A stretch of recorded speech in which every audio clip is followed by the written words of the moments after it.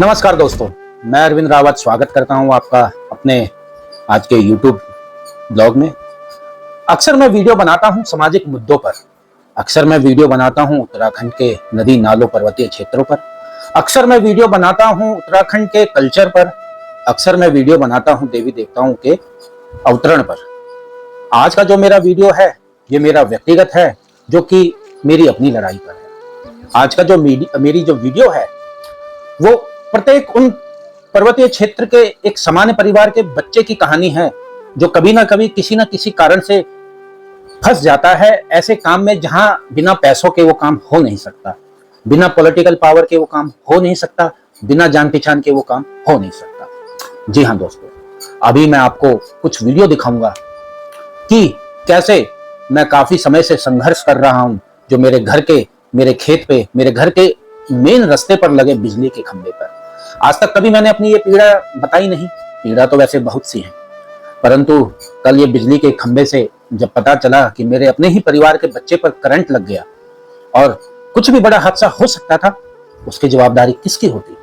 प्रशासन तो अपना पल्ला झाड़ देता और हर कोई अपना अपना पल्ला झाड़ देता। जवाबदेही होती तो मेरे और पीछे वही लोग हमें ही तो क्रिटिसाइज करते। परंतु जब आज हम इस चीज को सुधार सकते हैं तो आज शायद कोई साथ दे, शायद कोई साथ ना भी दे, और बहुत से ऐसे लोग हो सकते हैं कि जो इस चीज में अड़ंगे भी लगाएंगे, परंतु मैं अपनी लड़ाई जारी रखूंगा, मैं अपना संघर्ष जारी रखूंगा। तो दोस्तों, आज की ये कहानी है एक उस मुद्दे पे जिस पे उत्तराखंड का कोई ना कोई व्यक्ति कभी ना कभी असहाय अपने आप को जरूर समझा होगा या महसूस किया होगा। परंतु मैं अपने आप को असहाय नहीं समझता, मैं अपने आप को मजबूत समझता हूं। मैं अपने आप को एक ऐसा शख्स समझता हूं कि यदि कोई भी मेरा साथ ना दे, परंतु वो ऊपर वाला मेरा साथ जरूर देगा। मैं ऐसा हमेशा सोच के कोई भी काम करता हूं। आज से पहले मैंने कभी भी ऐसा वीडियो नहीं बनाया जहां पर मेरा सेल्फ एक बेनिफिट हो, परंतु आज जब मेरे बच्चों के ऊपर बात आ रही है, मेरे परिवार के ऊपर बात आ रही है, तो मुझे ये वीडियो बनानी पड़ रही है। तो दोस्तों, आज जब मुझे पता चला कि ऐसे ऐसे घटना हो गई, पहले तो मैं इसका दोष अपने परिवार को भी देता हूं कि यदि कल ये घटना हुई तो उनको मुझे कल ही बता देना चाहिए। उनका कहना था कि नहीं बता पाए, नौकरी पे भी थे, फिर खेतों का काम ज्यादा। मतलब ये हमारे उत्तराखंड की एक दिक्कत है। मतलब जान जाए तो जाए, परंतु काम ना जाए। भाई, काम अपनी जगह है, वो खंबा वहीं पे करंट फेंक रहा है, आपको बताना चाहिए था।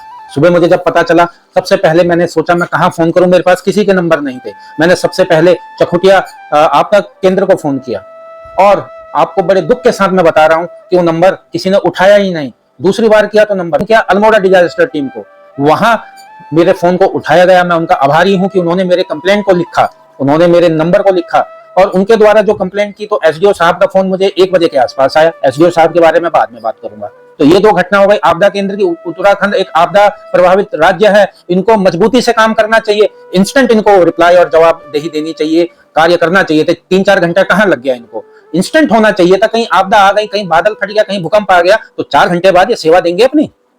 आप आग पानी हर चीज से बच सकते हो, परंतु आप बिजली के झटकों से नहीं बच सकते। बिजली पे अगर कोई चिपक गया तो आपका अपना भी बचा नहीं सकता, वो सिर्फ देखता ही रह जाएगा। मैं आप सभी लोगों से अनुरोध करता हूं कि आप मेरी आवाज बने, इस वीडियो को ज्यादा से ज्यादा शेयर करें। ये चीज आपके साथ कभी भी किसी के साथ हो सकती है, और ऐसा बहुत कुछ हो सकता है कि बहुत से लोग आपकी मदद करें, ना भी करें, या मुख दर्शक बने रहें, परंतु आपको अपनी लड़ाई किस प्रकार से लड़नी है आपको सक्षम होना चाहिए, आपको पता होना चाहिए। और मैं अपनी वीडियो के माध्यम से उन सभी मेरे पर्वतीय भाइयों को सहारा बनूंगा और बनने की कोशिश भी करूंगा, उनको मार्गदर्शन भी दूंगा, उनको गाइड भी करूंगा आप कैसे अपनी लड़ाई कर सकते हैं। तो सबसे पहले मैंने आपदा प्रबंधन को फोन किया, वहां अपनी कंप्लेन दर्ज कराई, उनके द्वारा फोन आया। उसके बाद मैं चकुटिया का एक लाइन मैन है दान सिंह जी नेगी जी, मैं उनका बड़ा आभारी हूं। मैंने अपने भाई को फोन किया, यार मैंने कहा यार कैसे कर सकते हैं। उन्होंने एक ऐसे बंदे का नंबर दिया तो मेरे क्षेत्र का लाइनमैन नहीं है, परंतु फिर भी दान सिंह भाई साहब ने तुरंत कार्रवाई करी। मैं उनका बहुत आभारी हूं।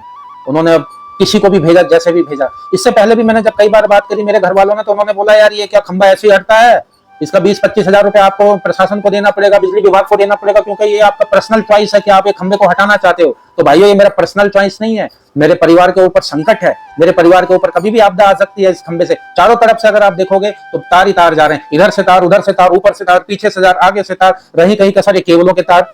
तो मेरा ये कोई पर्सनल इंटरेस्ट नहीं है। 2010-11 में मेरा घर वहां बन चुका था, मुझे कभी कोई दिक्कत नहीं हुई, तो मैंने भी कभी दिक्कत नहीं दी। मेरे बच्चे हुए 2016-17 के बाद, तो मेरे को फिर अपने बच्चों का ध्यान पड़ा मेरे बच्चे छोटे छोटे कभी भी हाथ लगा देते हैं, आज चलो थोड़े थोड़े बड़े हो गए हैं, परंतु फिर भी आज देखो किसी की बच्ची अगर उस पर चिपक जाती तो क्या होता। तो मैंने फिर उसके बाद जगह जगह अपना कंसर्न रेज किया। एडीओ साहब, एसडीओ साहब से भी बात करी, तो उन्होंने कहा ठीक है मैं अपना मत आगे लगता हूं और मैं ये एक्सप्लेन करके आगे लिख देता हूं। परंतु तो दोस्तों, जब तक मुझे दिक्कत नहीं हुई तब तक मैंने भी कभी किसी से कंप्लेन नहीं करी, परंतु 3-4 बार ऐसे हादसे हो गए कि मैंने काफी बार कोशिश करी, काफी बार मैंने लोगों को, जनप्रतिनिधियों को इधर उधर बोला, मैंने कहा चलो ठीक है अब हो जाए तब हो जाए, परंतु ये तो अब चीजें बढ़ती ही जा रही हैं। अब तो रात बिरात भी कोई आता है, किसी पे बिजली का वो खंभा लग गया, चिपक गया, तो ये खंभे आज से 15, 20, 25 साल पहले बन चुके थे, लग चुके थे। उस समय तक जो डाट था, जो पुल था, पुल से उधर को गांव था, इधर को लोग रात के मतलब शाम के 6-7 बजे के बाद भी नहीं आते थे, क्योंकि उस समय थोड़ा हॉन्टेड प्लेस माना जाता था, इससे लोग कम आवाजाही करते थे उस क्षेत्र में। आज आधुनिक भारत हो गया है, आपने वो जो खेतों खेतों में खंभे गाड़ रखे हैं यार, लोगों का नुकसान कर रखा है। मेरे एक खेतों में केवल इन्होंने ट्रांसफार्मर लगा रखा है बिजली प्रशासन ने, मैंने तब भी कोई उसमें हस्तक्षेप, मैंने कहा यार चलो क्या बोलें, चलो हमारे माँ बाप बाहर रहे, इन्होंने हमारे बाहर रहने का नाजायज फायदा उठाया है, और ये बात अगर मैं बोलूंगा तो फिर सबको बुरी लग जाएगी। काफी जगह ऐसी जगह है जहां पर नाजायज फायदा उठाया है, जहां पर नाजायज फायदा उठाया गया है। अब बोल दोगे तो फिर मिर्च लग जाएगी सबको, पर फिर भी अगर आज ये यहाँ पर जो चीजें हैं ये किसी के जीवन से संबंधित है, यहाँ लोगों के जीवन के ऊपर खतरा से संबंधित है। ये बिजली किसी की भी सगी नहीं है, आग किसी का सगा नहीं है, परंतु आग से आप बच सकते हो, आपको भागने का मौका मिल सकता है, आप पानी से भी भाग सकते हो, आप पे कोई गोली चला देगा तो भी आप भाग सकते हो, परंतु आपको बिजली पकड़ ले तो वो तो अपने पास बुला लेती है, पकड़ लेती है, खींच लेती है। आप कैसे आप किसी की मदद कर सकते हो? नहीं कर पाओगे। इसका एक और एक उपाय है कि पहले से ही सतर्कता। अब हम जब प्रशासन को बोलते हैं, बिजली विभाग को बोलते हैं, तो कहते हैं this is your personal interest, you need to pay estimated bill 20,000 to 40,000 rupees. Why should we need to pay it? हमें क्यों जरूरत है इसको पे करने की? और यदि मुझे 40,000 रुपया देना ही है तो फिर मैं उत्तराखंड से पलायन ना कर लूं? मैं क्यों रहूं गांव में? मैं क्यों रहूं पहाड़ में? जब 40,000 रुपए मुझे अपने खेत में से खंभा निकालने के लिए देना पड़ रहा है, अपने बच्चों का जीवन बचाने के लिए देना पड़ रहा है, जहां ना अस्पताल है ना कोई बेहतर सुविधा है, तो मैं वहां क्यों रखूं? मैं खुद दिल्ली रह रहा हूं, अपने बच्चों को दिल्ली रख लेता हूं। क्यों मैं रखूं पहाड़ में? मैं क्यों अपना पहाड़ प्रेम दिखाऊं? परंतु यदि मैं पहाड़ प्रेम दिखा रहा हूं, एक प्लेन्स में पैदा होने के बावजूद भी अपने बच्चों को मैंने गांव में रखा हुआ अपने, ताकि वो गांव से शिक्षा पहाड़ प्राप्त करें, गांव का कल्चर देखें, उत्तराखंड का कल्चर देखें, जैसे मेरे माँ बाप ने मुझे दिखाया है या बताया है। आज बच्चा अगर जड़ से ही जमीन से जुड़ा रहेगा तो अपने उत्तराखंड से वो उतना चिपका रहेगा। यदि मैं आज अपने बच्चों को वहां से पलायन कर लेता हूं तो भविष्य में शायद उनको वो उत्तराखंड उतना पसंद नहीं आएगा। परंतु यदि इसी प्रकार से प्रशासन सोता रहेगा, इसी प्रकार से जनप्रतिनिधि सोते रहेंगे, तो हर जनता, एक आम जनता, एक किसान का बेटा, एक नौकरी पेशा आदमी परेशान होकर पलायन जरूर कर लेगा। मेरी वीडियो आज बहुत लोगों को मिर्चित देगी, बहुत लोगों को चुभन भी होगी, परंतु ये चुभन होनी जरूरी है। जब ये चुभन होगी तभी आप जागोगे, प्रशासन जागेगा। प्रशासन तो वो इजीली कह दे रहा है कि योर पर्सनल इंटरेस्ट 20-25 हजार रुपया लग जाएगा। क्यों दें भाई हम 20-25 हजार रुपया? तुम्हारा पर्सनल इंटरेस्ट था तो तुमने कहीं पे भी ठोक दिया खंबा, कहीं पे भी गाड़ दिया।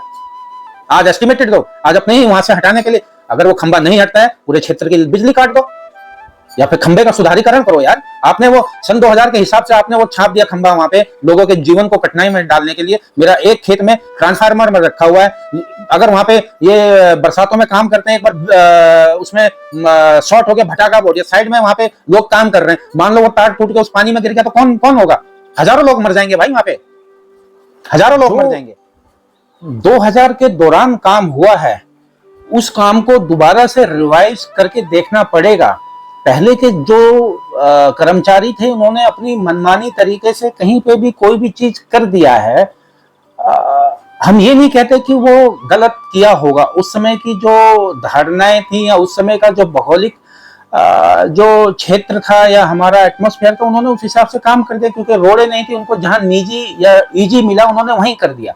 पर आज तो हमारे हर गांव में रोडें हैं, इंफ्रास्ट्रक्चर हमारा कुछ ना कुछ मजबूत हुआ है। जो काम रोड का है उस पे रोड पे ही करते हैं ना यार, उसको हम क्यों लोगों के खेतों को खराब कर रहे हैं? आपने कहीं देखा है दिल्ली, देहरादून, इधर कहीं लोगों के घरों पे या लोगों के खेतों में ट्रांसफार्मर या फिर खंबे लगे हुए? तो फिर यहाँ क्यों हो रखा है?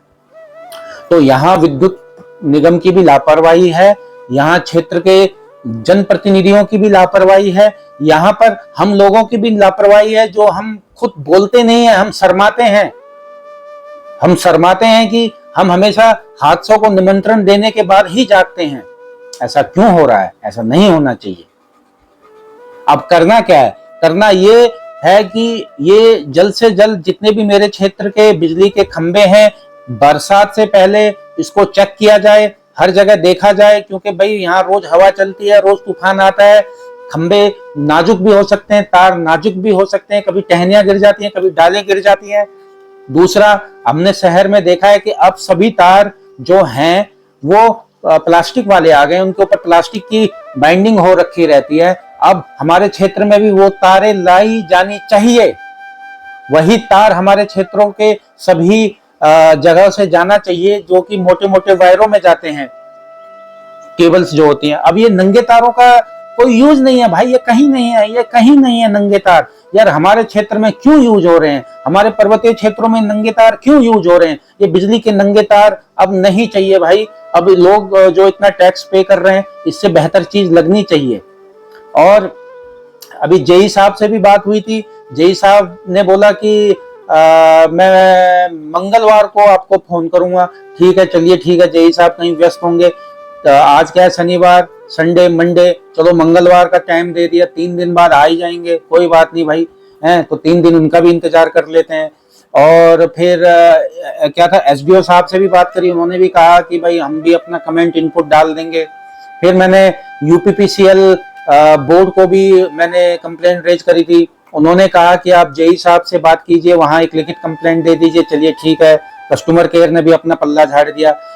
फिर मैंने क्या बोलते हैं, सीएम पोर्टल में भी अपनी रिक्वेस्ट डाली है, देखते हैं वहां से क्या प्रतिक्रिया आती है। डीएम साहब आलोक पांडे जी से भी शिष्टाचारिक बात हुई है, उनको व्हाट्सएप पे मैंने अपनी चीजें प्रॉब्लम शेयर करी हैं, तो देखते हैं वहां से भी क्या चीजें सॉल्व होती हैं। तो जहां तक एक आम लड़का, एक किसान का बच्चा, एक ऐसा सामान्य व्यक्ति, एक जिसने गांव का भी कभी माहौल नहीं देखा, जितना मुझसे हो सकता है, जितना मेरा लॉजिकल चीजें मेरा दिमाग ने काम किया, उतना मैं कर चुका हूं। परंतु मैं प्रशासन से और विद्युत विभाग से यही कहना चाहूंगा कि बरसात से आने से पहले पहले और जो ये पुराने उत्तराखंड के जो बिजली के खंभे और वायर हैं, जो कि 2000 या फिर हो सकता है कि उत्तराखंड बनने से पहले के खंभे हैं, इनकी जांच कर ली जाए।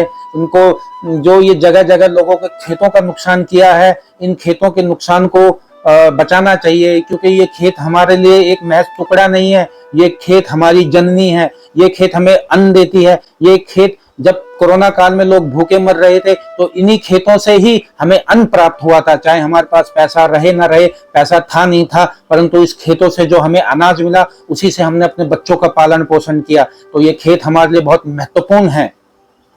तो प्लीज, हमारे जो ये खेतों का नुकसान हो रहा है, हमारे घरों का जो नुकसान हो रहा है, बिजली विभाग, यूपीपीसीएल, जनप्रतिनिधि इस पे संज्ञान लें।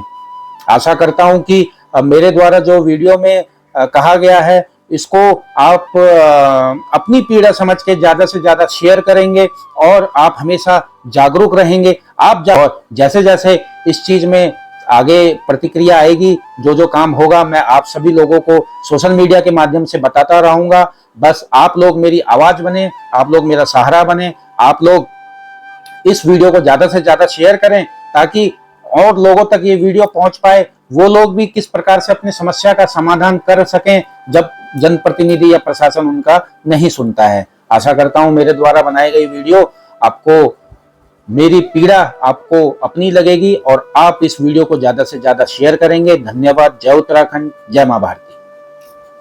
नमस्कार दोस्तों, ये मेरे घर के नज़दीक रास्ते में खंबा है, जो कि मेरे व्यक्तिगत खेत पे है। बिना मेरी अनुमति के ये खंबा कभी लगाया गया था, परंतु कोई बात नहीं, हमें इस पर भी कोई आपत्ति नहीं। परंतु आज ये खंबा करंट मार रहा है और काफ़ी बार हमने प्रशासन से रिक्वेस्ट करी कि ये खंबा या तो हटा दिया जाए, इसको दुरुस्त कर दिया जाए। यदि आप इस खंबे पे देखते हैं तो हर जगह से इसमें मकड़ जाल लगा रखा है। मेरा घर चारों तरफ से बिजली के तारों से घिरा हुआ है। कल मेरी भतीजे को बहुत ज़ोरदार करंट लग गया है। यदि कुछ हादसा हो जाता तो इसकी जवाबदारी किसकी होती? और यदि हम इनसे बात करते हैं तो ये कहते हैं आपके 20,000 रुपये लगेंगे, 25,000 रुपये लगेंगे, तब ये खंबा चेंज हो जाएगा। ना जाने प्रशासन किस चीज़ का वेट कर रहा है कि कौन सी अनहोनी हो जाए। मैं आप सभी लोगों से दरख्वास्त करूंगा कि इस वीडियो को ज़्यादा से ज़्यादा शेयर करें, ताकि उचित कार्रवाई जल्दी हो सके। धन्यवाद।